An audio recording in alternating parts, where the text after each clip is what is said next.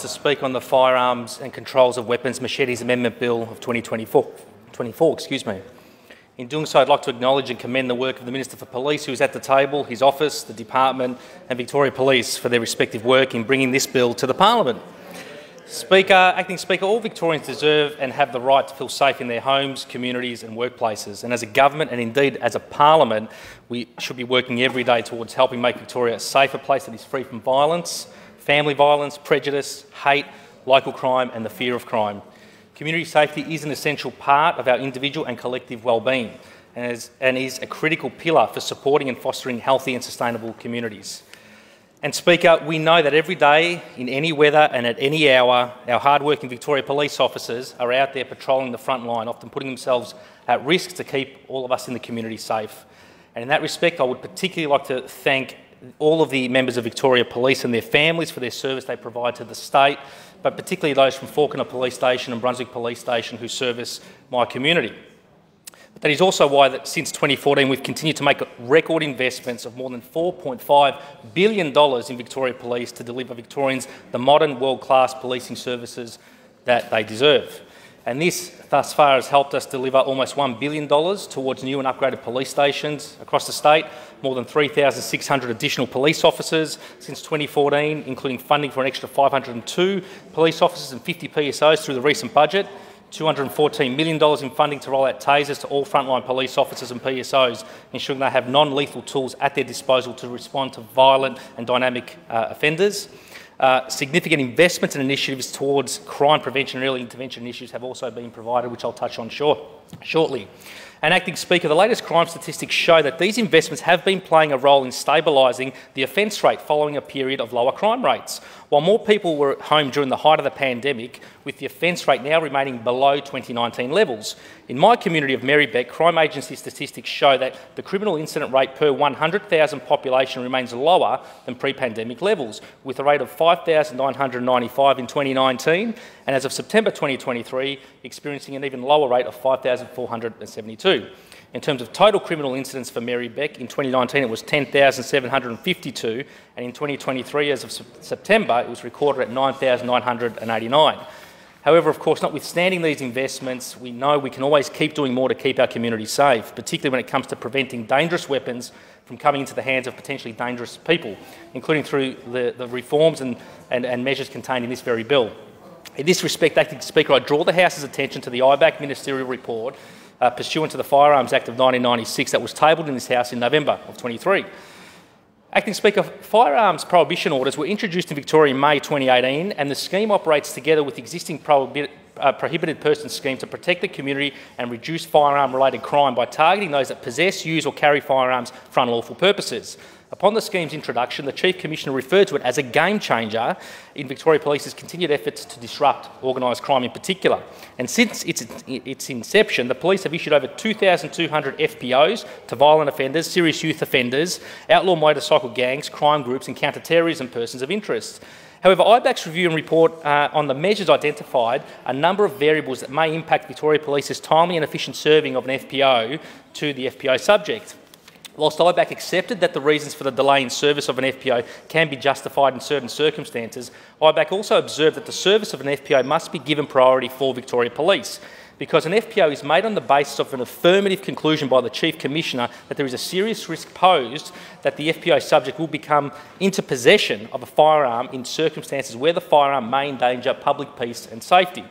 The IBAC report went into Victoria Police and has identified 3 classes of individuals on whom it has particular difficulty in serving FPOs to, and they include individuals who actively avoid the service of their FPO, individuals whose whereabouts are unknown, and prisoners in detention or individuals in immigration detention who refused a visit from a police officer for the purpose of receiving an FPO, especially for those whom it is important that the FPO is served upon their release from detention. Essentially, Deputy Speaker, under the current laws, the FPO must be served in person, which can be difficult for police when an individual is actively evading the service.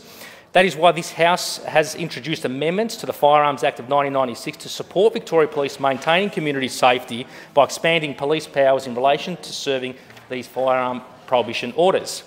Building on what already are some of the strongest firearm controls in the world in this state, this bill will enable police to stop a person in a public place and direct that they remain there or accompany them to a police station or other safe place for up to 2 hours for the purposes of serving an FPO. Police will also be able to apply to a magistrate for a warrant to enter a premises or to search for and serve a person an FPO.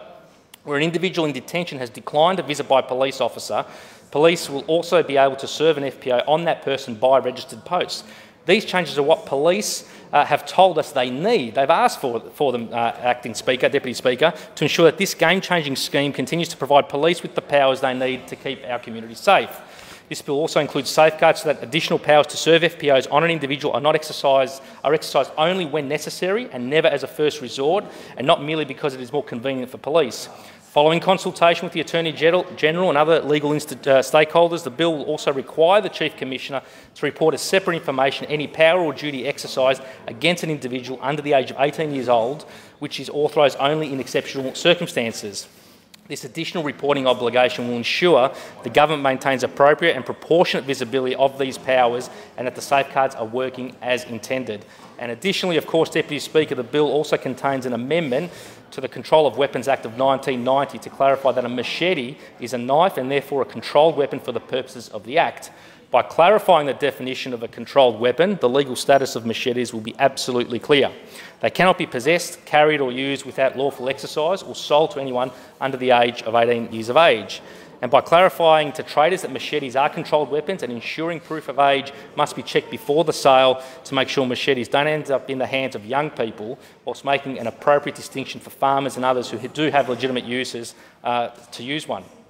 When combined, the measures in the bill will crack down on organised crime and weapons sales while making it easier for the police to serve an FPO and ensuring that there is no doubt that a machete is a controlled weapon. Stakeholders consulted in the development of this bill included Victoria Police, IBAC, Victorian Legal Aid, the Commission for Children and Young People, the Aboriginal Justice Caucus Policy Working Group, the Magistrates Court, the Children's Court and the Victorian Firearms Consultative Committee. But along with these new measures, Deputy Speaker, we know that ultimately the best way to keep Victorian communities safe is to work to also address the root causes of crime. This means that we must also work to tackle disadvantage and inequality and other risk factors including education, employment and sustainable housing and connections to family, community and culture. That is why we have continued to invest in a range of community and crime prevention measures since we were elected in 2014, particularly through the rollout of Victoria's youth strategy, more than $100 million towards over 900 initiatives to prevent youth crime, $40 million specifically for the Youth Crime Prevention Program and $12 million towards the Aboriginal Youth Cautioning Program to embed youth outreach. But it's also why things like free kinder, best start, best life, free TAFE,